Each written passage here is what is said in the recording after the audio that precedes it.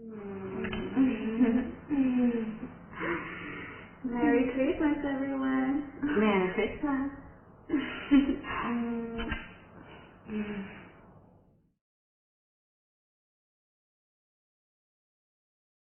तो आज हम इस विषय पर परिचर्चा करेंगे कि क्या यीशु का जन्म 25 दिसंबर को हुआ था। हम हिंदू जानते हैं कि कब श्री राम का जन्म हुआ था, कौन से तिथि में जन्म हुआ था, कौन से दिन और समय में जन्म लिया था। लेकिन क्या बाइबल में जीसस के जन्म के बारे में कुछ इन्फॉर्मेशन है? क्या क्रिसमस का जिक्र बाइबल में है?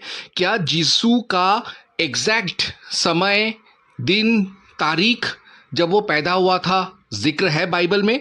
क्या यीशु का जन्म वास्तव में 25 दिसंबर को हुआ था? क्या क्रिसमस पर ही यीशु का जन्म हुआ था?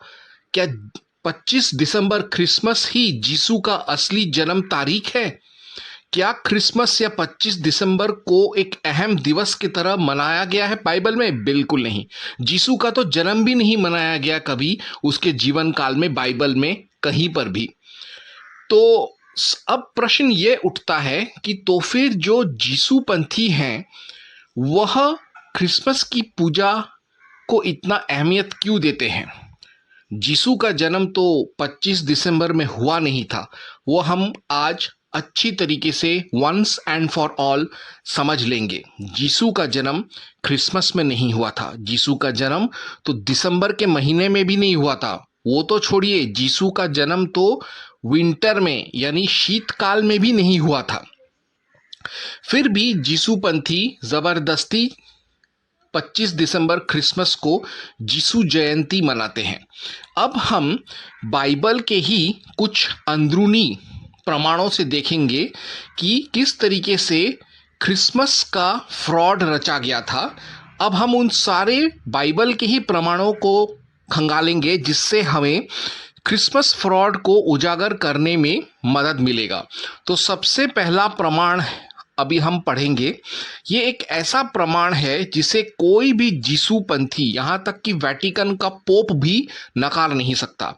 हम जानते हैं कि बाइबल में लिखा है कि जिस समय यीशु का जन्म हुआ था उस समय सारे जो गडरिया थे वह अपने भेड़, बकरी, गाय, बैल, भैंस, बछड़ों के साथ पहाड़ों पर, वादियों में, घाटियों में वह घूम रहे थे ताकि वहाँ का घास वह जानवर खा सके। तो इसका उल्लेख लूक 2.728 यानी लूका 2.728 में इस तरीके से है। And she gave birth to her first born son, she wrapped him in clothes and placed him in manger because there was no guest room available for them, and there were shepherds living out in the fields nearby keeping watch over their flocks at night. देखिए, and there were shepherds living out in the fields near by keeping watch over their flocks at night. Hindi में इसका तर्जुमा है, और वह अपना पहिलौठा पुत्र जनी और उसे कपड़े में लपेटकर चरनी में रखा, क्योंकि उनके लिए सराय में जगह न थी, और उस देश में कितने गडरिये थे जो रात को मैदान में रहकर अपने झुंड का पहरा देते थे। गौर फरमाइएगा इस वचन पर, और उस देश में कितने गडरिये थे जो रात को मैदान में रहकर अपने झुंड का पहरा देते थे। अब यीशु जो जब पैदा हुए थे उसके हिसाब से बाइबल में लिखा गया है कि सारे गडरिये जो थे वह अपने भेड़ बकरियों के साथ खुले में थे। अब इज़राइल में और ख़ास तौर से बेथलेहम में दिसंबर के महीने में, ख़ास तौर से शीतकाल में, इतना ठंड पड़ता है कि कोई भी आदमी रात को बाहर नहीं निकल सकता, जानवरों को भी बाहर नहीं निकाल सकते, और इतना बर्फ जम जाता है कि सारा घास ढक जाता है। तो रात के समय या ठंडी के समय जानवरों को कभी खुले में रखना और उनसे ये उम्मीद करना कि वो घास खाएंगे जबकि घास है ही नहीं, तो यानी यीशु दिसंबर में पैदा नहीं हुआ था। अब देखते हैं बाइबल में से ही अंदरूनी प्रमाण क्रमांक 2 जिससे यह साबित होगा कि यीशु का जन्म दिसंबर में नहीं हुआ था। हम सब जानते हैं कि जब रोमन बादशाह ने जनगणना किया, जैसे मोदी ने जनगणना करने का कोशिश किया था, वैसे जब उसने रोमन बादशाह ने किया तब यीशु के अम्मी अब्बा यानी जोसेफ और मेरी बेथलेहम की तरफ चले गए ताकि वो अपना पंजीकरण कर सके। इसका जिक्र हमको मिलता है Luke 2.1-4 birth of Jesus. In those days, Caesar Augustus issued a decree that a census should be taken of the entire Roman world. This was the first census that took place while Quirinus was governor of Syria, and everyone went to their own town to register. So Joseph also went up from the town of Nazareth in Galilee to Judea, to Bethlehem, the town of David, because he belonged to the house and line of David. अब ये चीज हिंदी में भी है लूका। उन्हीं दिनों Augustus कैसर की ओर से एक आज आज्ञा निकाली कि सारे रोमी जगत की जनगणना की जाए। यह पहली जनगणना थी। यह उन दिनों हुई थी जब सीरिया का राज्यपाल क्विरिनस था, जो गणना के लिए हर कोई अपने अपने नगर गया। यूसुफ भी, क्योंकि वह दाऊद के परिवार एवं वंश से था, इसलिए वह भी गलील के नासरत नगर से यहूदिया में दाऊद के नगर बैतलहम को गया। यानी अगर यीशु का जन्म दिसंबर में होता तो उस समय यह जनगणना हो ही नहीं सकता था, क्योंकि दिसंबर में इज़राइल में काफ़ी बर्फबारी होता है और ऐसे बर्फबारी में लोगों का यहाँ वहाँ जाकर अपना पंजीकरण करना असंभव बात है। और रोमन इतने बेवकूफ़ नहीं थे कि वो ऐसे असंभव कार्य को ऐसे दुर्गम परिस्थिति में करेंगे जिससे कि वो काम होगा ही नहीं। यानी यीशु का जन्म दिसंबर में हुआ ही नहीं था। अब यह प्रमाण हमको बाहर के कुछ दूसरे इब्राहिमी ग्रंथ जैसे कुरान में भी हमको मिलता है। अब चूंकि ईसाई जो हैं वो मुसलमानों के काफ़ी अच्छे दोस्त होते हैं, तो हम पढ़ेंगे कुरान सूरह मरियम 19.25-26। वाहुजी इलाइकी बिजिताही अन्नला खलती तुसाकित अलाइकी रुतबान जनियान फ़ाकुली वशराबी वक्कारी आयनान फ़ैमा तरीना मीना अलबशारी अहदान फ़कुली इनी नथारतूर लिल्लरहमानी सौमान फ़लान ओकालिमा अलिया वमन्ना इंसियान। अब इसका अर्थ अंग्रेजी में ऐसा होता है, and shake the trunk of this palm tree towards you, it will drop fresh ripe dates upon you, and shake towards thyself the trunk of the palm tree, it will cause fresh ripe dates to fall upon thee. So eat and drink and put your heart at ease. But if you see any of the people say, I have vowed silence to the most compassionate, so I am not talking to anyone today. अब हम कुरान सूरा और मरियम 19.25-26 पढ़ेंगे, हिंदी तर्जुमा। तो यहाँ हम देख रहे हैं कि मरियम जो है, जब वो पेट से है तो वह खजूर और अंगूर और अंजीर के पेड़ों से खा रही है। तो खजूर के उस वृक्ष के तने को पकड़कर अपनी ओर हिला और तेरे ऊपर ताज़ा पकी पकी खजूरें टपक पड़ेंगी, अतः तो उसे खा और पी और आंखें ठंडी कर। फिर यदि तू किसी आदमी को देखे तो कह देना, मैंने तो रहमान के लिए रोज़े की मन्नत मानी है, इसीलिए मैं आज किसी मनुष्य से ना बोलूँगी। तो इसमें कुरान में हम देखते हैं कि जब मेरी प्रेग्नेंट थी तब उसने खजूर खाए थे। अब खजूर पककर बनता है ग्रीष्म ऋतु में, यानी समर में, गर्मी के काल में।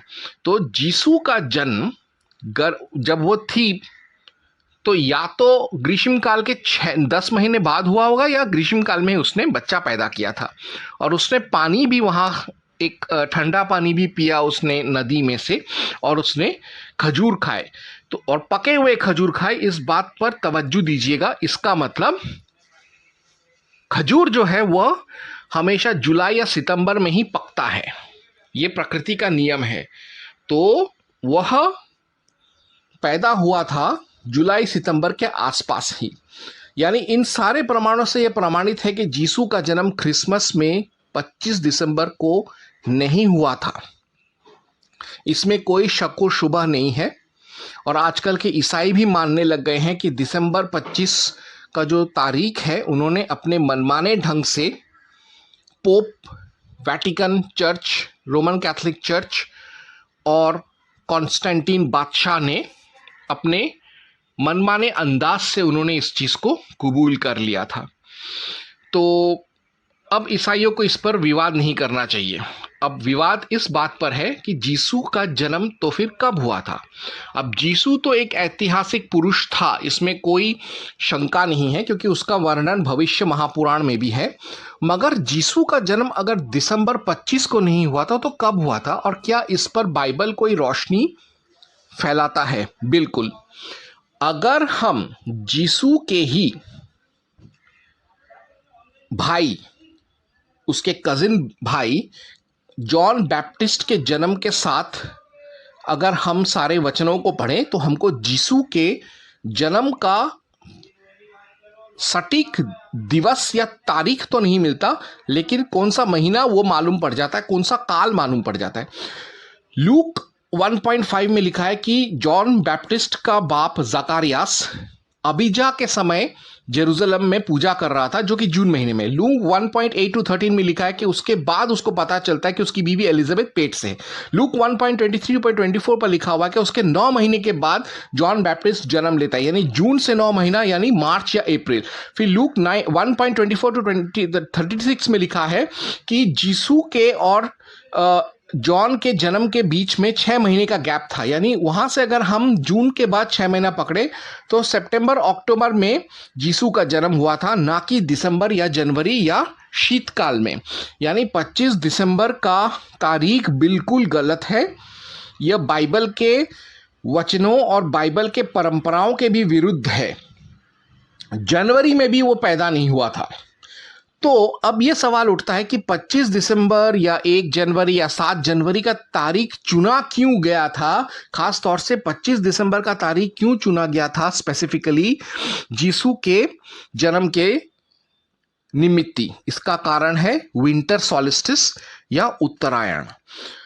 विंटर सॉलिस्टिस या उत्तरायण जो होता है वो काल होता है 6 महीने का, जब 21 दिसंबर से लेके जून तक तकरीबन 6 महीने तक जब पृथ्वी सूर्य के चक्कर काटता है, तो एक ऐसा समय आता है जब सूर्य, हमको ऐसा प्रतीत होता है, वो उत्तरी ध्रुव की तरफ जा रहा है। इस दशा को भगवद गीता 8.24 में बहुत पुण्य माना गया है। यानी जब सूर्य के चक्कर काटते काटते पृथ्वी ऐसे जगह पे आता है कि हमको लगे कि पृथ्वी सूर्य उत्तरी ध्रुव की तरफ जा रहा है, वो बहुत ही पुण्य काल है। और हमारे भारत में मकर संक्रांति, पोंगल, ओणम, इस पौष संक्रांति, उत्तरायण, माघी, लोहड़ी, किचेरी, माघ बिहू, शिशुर संक्रांत, पेड्डा पांडुया, इस तरीके का पर्व मनाते हैं। पूरे विश्व में जितने भी विंटर सॉलिस्टिस के पर्व हैं, उससे ज़्यादा पर्व हमारे भारत में प्रादेशिक उत्तरायण पर्व हैं। सारे पगन समाजों में विंटर सॉलिस्टिस या उत्तरायण का बहुत खास महत्व था। जैसे प्राचीन जर्मन जो थे उसे अपना नववर्ष मानते थे, यूल। रोम में सोल इनविक्टस नाम का एक पर्व मनाया जाता था और मित्रा का जयंती भी मनाया जाता था। रोम में ही सैटर्नलिया भी मनाया जाता इस काल में। पेरू के जो रेड इंडियंस है वो इंती राइमी मनाते थे। द्रुइड लोग जो थे वो स्टोन हेंज में भी विंटर सॉलिस्टिस मनाते थे। रशिया के स्लाविक लोगों के लिए यह विंटर सॉलिस्टिस फेस्टिवल था। चीना वाले जो थे वो लोग इस उत्तरायण को डोंगजी के नाम से पूजा पाठ करते थे। जापानी इसी उत्तरायण के समय टोजी फेस्टिवल मनाते थे। अब हम जानते हैं कि पगनों और ईसाइयों में, पगन सभ्यता और ईसाइयत में घोर विध्वंसकारी युद्ध था।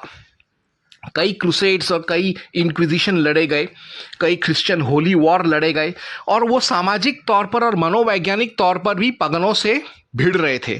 तो इसीलिए उन्होंने पगनों में अपनी लोकप्रियता बढ़ाने के लिए और पगन मजहबों को हटाकर ईसाइयत को कायम करने के लिए उन्होंने धीरे धीरे करके सारे पगन रीति रिवाजों को अपना लिया और उनका ईसाईकरण कर दिया। इसी श्रृंखला में विंटर सॉलिस्टिस या पगनों का उत्तरायण को भी उन्होंने अपना लिया, और अपनाकर उन्होंने उसको क्रिसमस का नाम दे दिया और कह दिया कि इसी दिन जीसस का बर्थ डेट है, इसी दिन जीसस का बर्थडे है।